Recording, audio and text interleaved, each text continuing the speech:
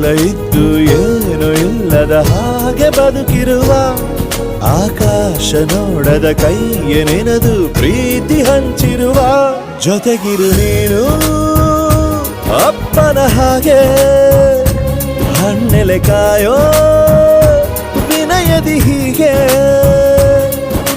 ನಿನ್ನನು ಪಡೆದ ನಾವು ಪುನೀತ ಬಾಳು ನಗು ನಗುತ್ತಾ ಬೊಂಬೆ ಹೇಳುತ್ತೈತೆ ಮತ್ತೆ ಹೇಳುತ್ತೈತೆ ನೀನೇ ರಾಜಕುಮಾರ.